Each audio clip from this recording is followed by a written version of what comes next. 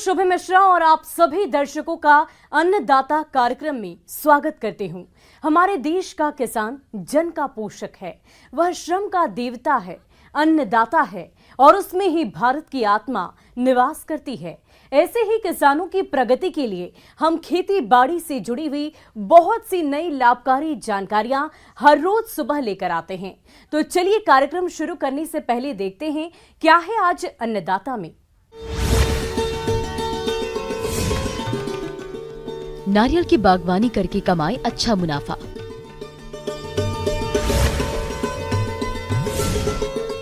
किसान उत्पादक समूह बनाकर कृषक कर सकेंगे उन्नति।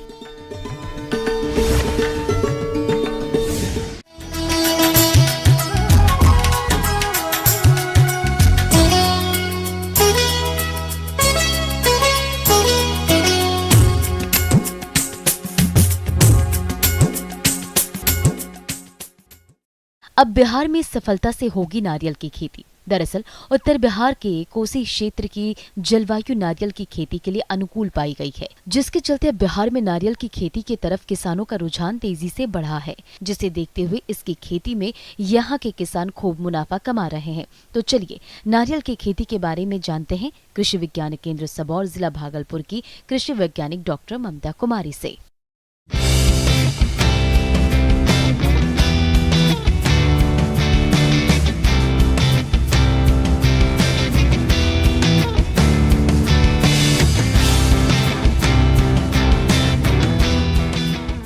नारियल जो दूसरे फलों से बिल्कुल अलग होता है। इसके कच्चे फल हों या सूखे फल, दोनों का उपयोग धार्मिक कार्यों में बहुत अधिक होता है।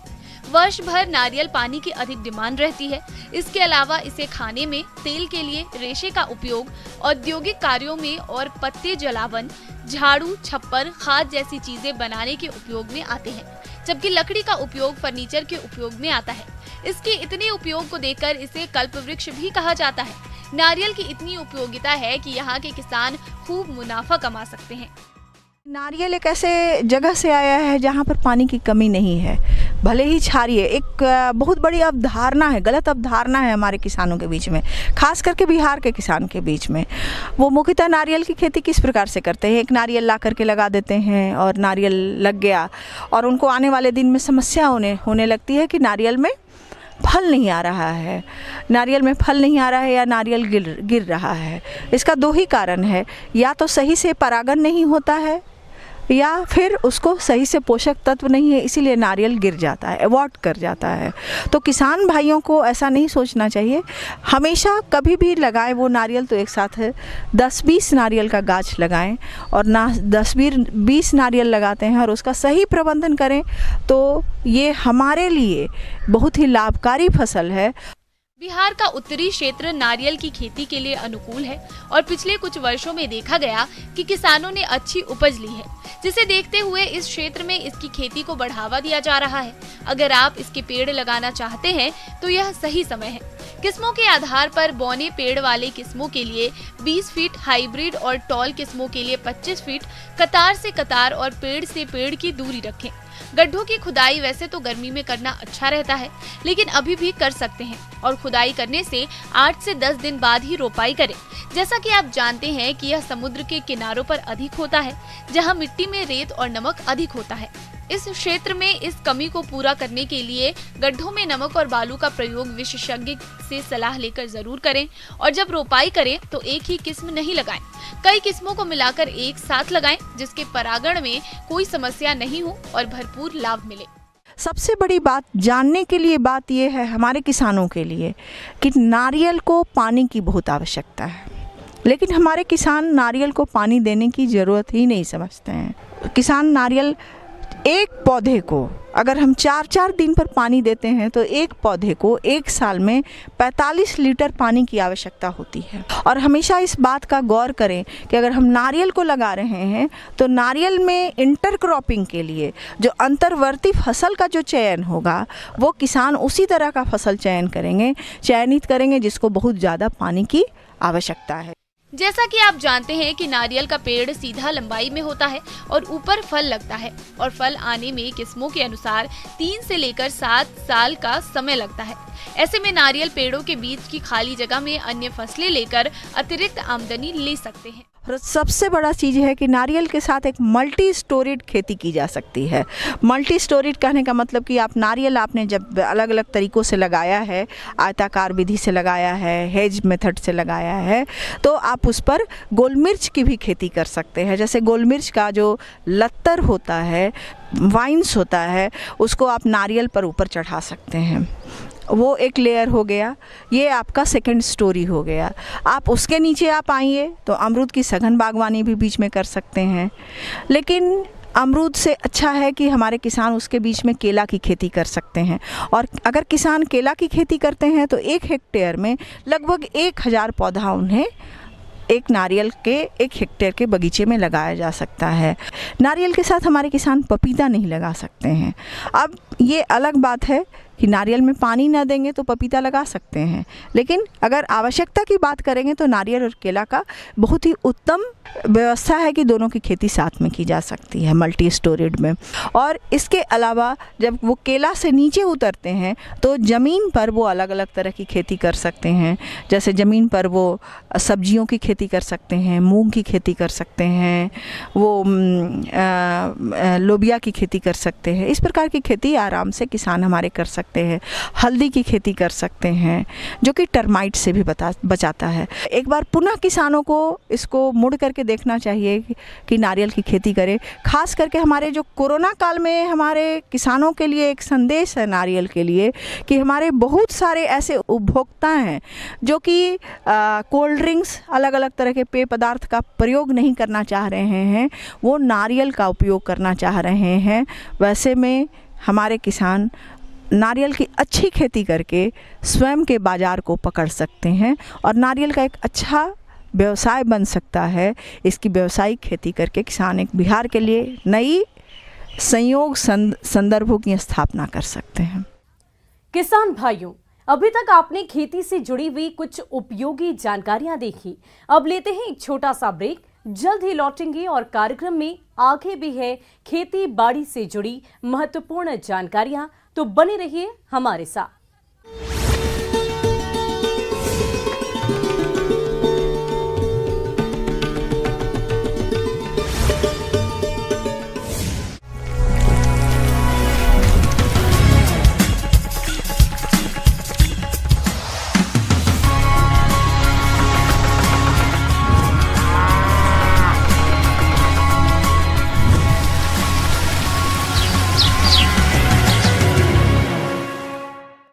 और ब्रेक के बाद आप सभी दर्शकों का अन्नदाता में स्वागत है। चलिए अब रुक करते हैं अगली कड़ी की ओर।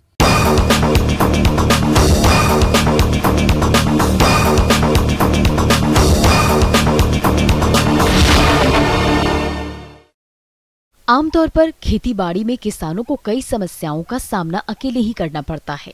फिर चाहे वो खेती लागत लगाने की बात हो या अपने उत्पाद को बाजार में बेचने की, इनके जैसी कई तरह की और भी समस्याओं से किसानों को दो चार होना पड़ता है। अगर किसान उत्पादक समूह बना ले तो पूंजी तकनीकी मदद के साथ साथ और भी कृषि कार्यों में किसानों को काफी मदद हो जाती है। तो चलिए किसान उत्पादक समूह के बारे में विस्तार से जानते हैं ICAR प्लांडू रांची के कृषि वैज्ञानिक डॉक्टर बीरेंद्र यादव से।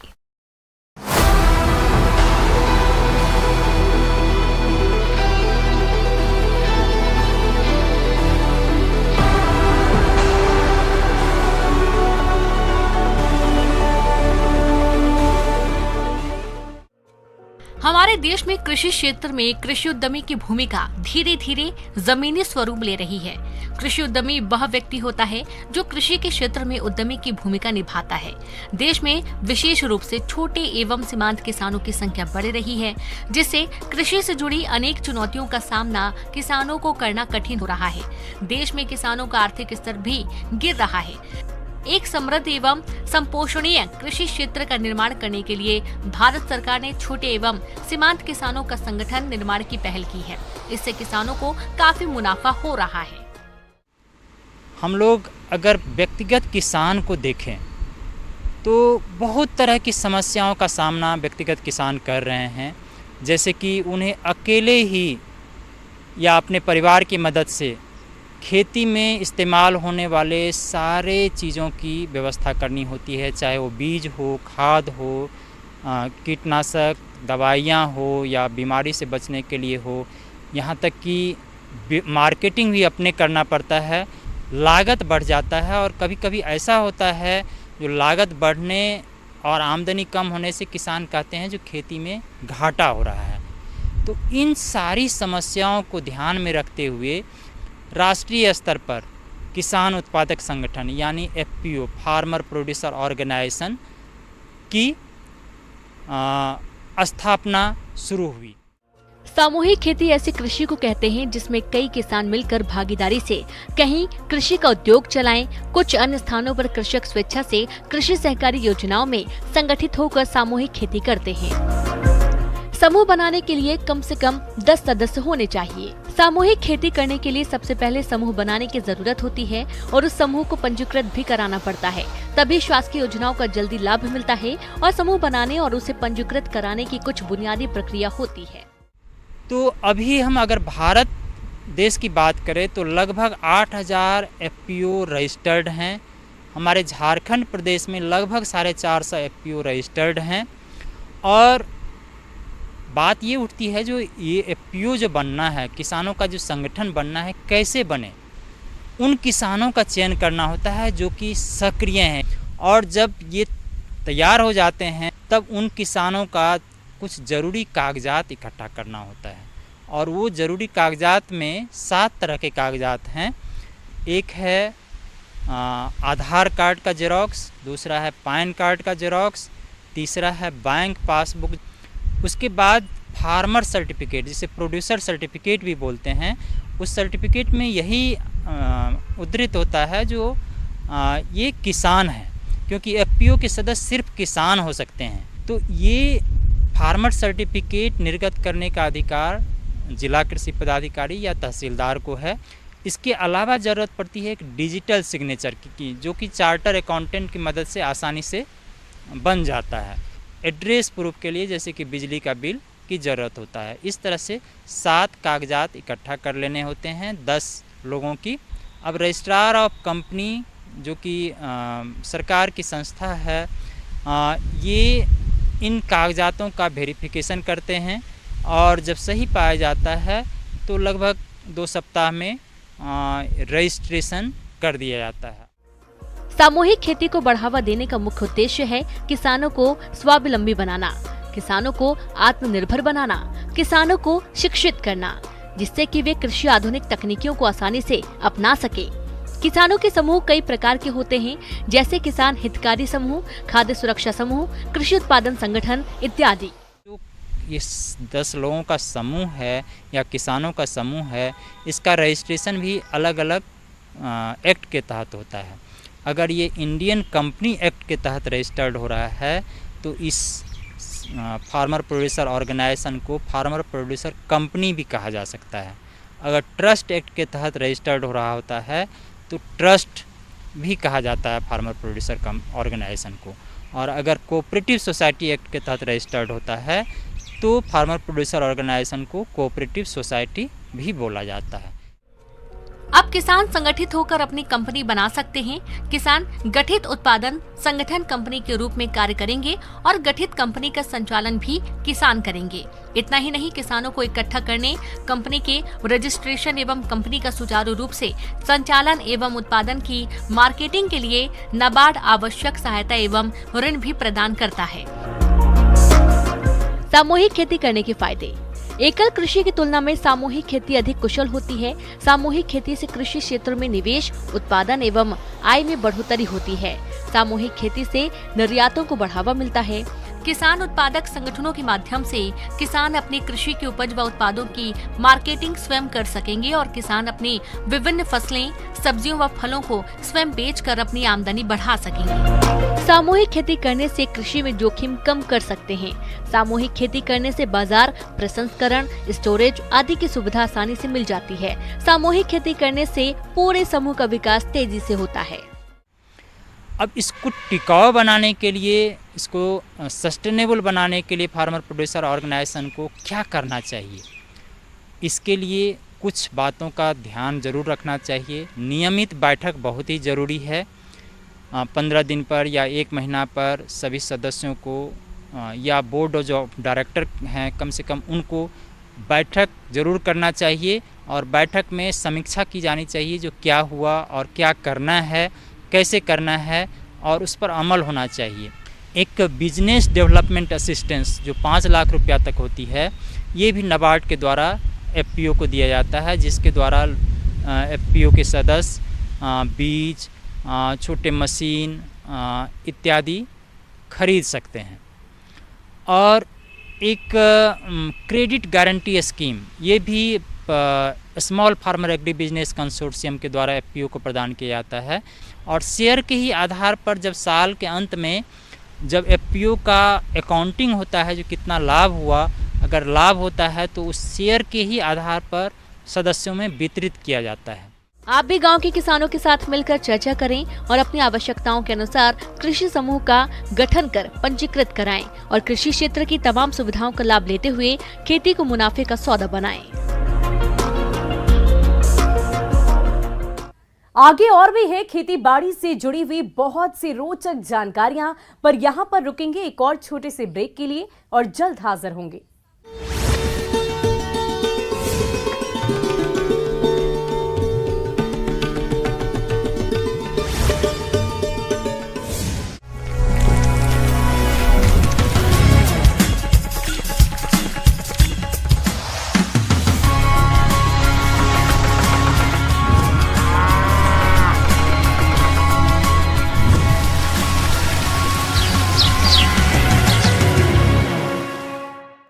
और ब्रेक के बाद एक बार फिर से आप सभी दर्शकों का अन्नदाता कार्यक्रम में स्वागत है।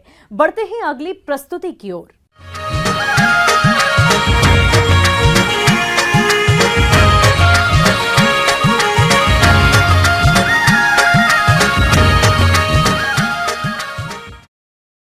बिहार सहित झारखंड के कई क्षेत्रों में किसान खरीफ मौसम में मूंगफली खेती करते हैं और इससे लाभ भी कमाते हैं। फिलहाल अभी इसकी बुआई का सही समय चल रहा है।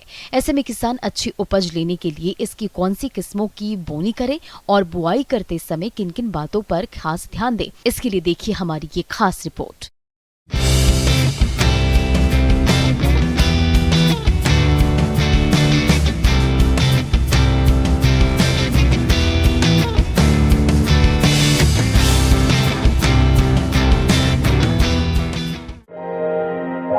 हमारे देश के किसान बेशुमार फसलों का उत्पादन करते हैं और जब बात तिलहन फसलों की आती है तो हमारे किसान भाइयों की आतुरता चरम पर पहुंच जाती है।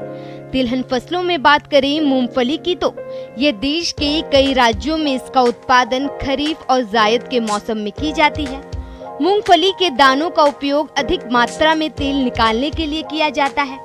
इसके बाद इसे खाने में इस्तेमाल किया जाता है। मूंगफली में प्रोटीन की मात्रा 26% पाई जाती है, जिस हिसाब से इसकी तुलना प्रोटीन के मामले में दूध, अंडा और मांस जैसे उच्च प्रोटीन वाली चीजों से की जाती है। मूंगफली के दानों का इस्तेमाल अनेक प्रकार की चीजों को बनाने में भी किया जाता है, जिससे इसकी बाजार मांग हमेशा रहती है। इसकी खेती करने वाले किसानों को अच्छा मुनाफा होता है। खेत का चयन। मूंगफली की अच्छी उपज के लिए हल्की पीली दोमट मिट्टी जहां जल निकास की उचित व्यवस्था हो और मृदा का पीएच मान 6 से 7 हो उपयुक्त मानी जाती है। मूंगफली की उन्नत किस्में। आज के समय में मूंगफली की कई उन्नत किस्में विकसित हैं। किसान अपनी जरूरत के अनुसार चयन करके अच्छी पैदावार ले सकते हैं। मूंगफली की उन्नत किस्में।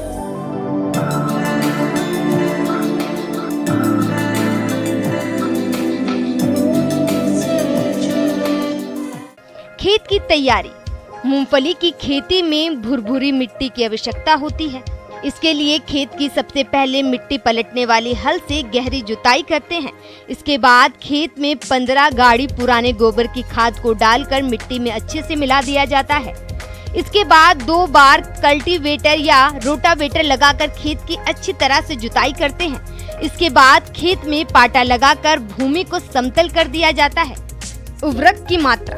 किसान भाइयों, मूंगफली की खेती से अच्छी पैदावार लेने के लिए मिट्टी की जांच करवाकर जरूरत के अनुसार संतुलित मात्रा में उर्वरकों का प्रयोग करना चाहिए। वैसे तिलहनी फसलों में नाइट्रोजन उर्वरक की आवश्यकता नहीं होती है। इसके बावजूद भी इसके बेहतर उत्पादन के लिए असिंचित दशा में यूरिया 25 किलो और फास्फोरस 187 किलो प्रति हेक्टेयर, सिंचित दशा में यूरिया 43 किलो और फास्फोरस 443 किलो, जिप्सम 250 किलोग्राम प्रति हेक्टेयर डालते हैं।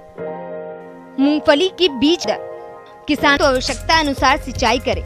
ऐसा करने से फसल की बढ़वार अच्छी होगी, पैदावार अधिक मिलेगा। किसानों को मूंगफली की खेती से अच्छा मुनाफा होगा।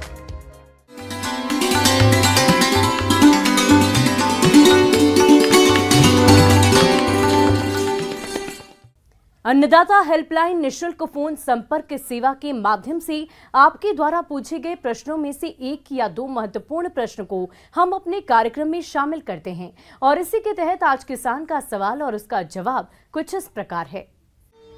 अन्नदाता निशुल्क फोन संपर्क सेवा के माध्यम से पूछे गए प्रश्नों में से आज हमने जिस प्रश्न को कार्यक्रम में शामिल किया है उसे पूछा है ग्राम सुरारी इमाम नगर, जिला लखीसराय के कृषक जयंत कुमार ने। ये धान की फसल में खैरा रोग की रोकथाम के बारे में जानकारी चाहते हैं। तो जयंत कुमार जी, आपकी जानकारी के लिए प्रस्तुत है कार्यक्रम का ये अंश।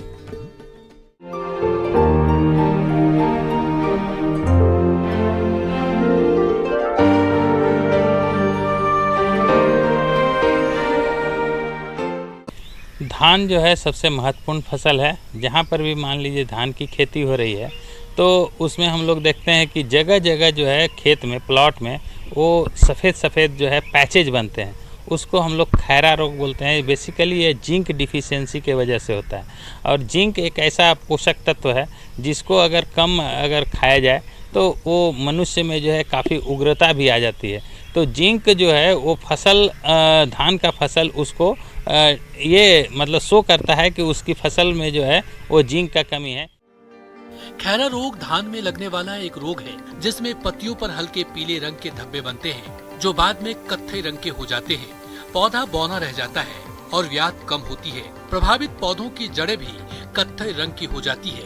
यह रोग मिट्टी में जस्ते की कमी के कारण होता है। इसके रोकथाम के लिए फसल पर 5 किलोग्राम जिंक सल्फेट 2.5 किलोग्राम बुझे चूने के साथ 1000 लीटर पानी में मिलाकर प्रति हेक्टेयर की दर से छिड़काव करना चाहिए। इसके लिए जो है हम लोग जिंक का उसका व्यवहार करते हैं। 10 किलो जो है जिंक हाई करके एक आता है, उसको अगर आप व्यवहार करते हैं पर एकड़ के दृष्टिकोण से तो जिंक से अपना फसल को बचा सकते हैं। जो खैरा बीमारी है उससे अपनी फसल को बचा सकते हैं और उससे लाभ कमा सकते हैं।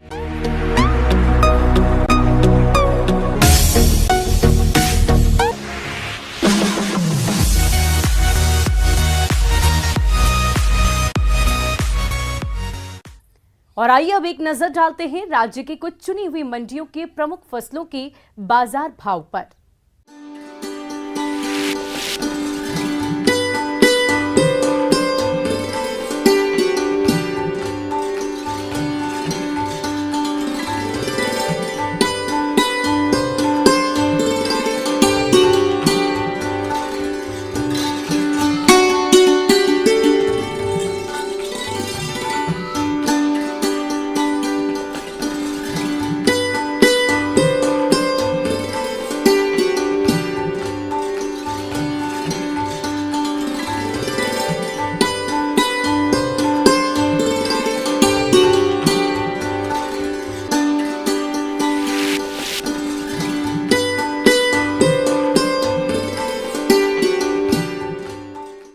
किसान भाइयों, अन्नदाता आपकी सेवा के लिए संकल्परत है। कृषि संबंधित समस्या और सुझाव के लिए आप हमें इस पते पर संपर्क कर सकते हैं। प्रोड्यूसर अन्नदाता, news 18 Bihar Jharkhand, Ramoji film city, Hyderabad 501512 और साथ ही आप हमें ईमेल भी कर सकते हैं। हमारा ईमेल आईडी है p18annadatabihar@nw18.com।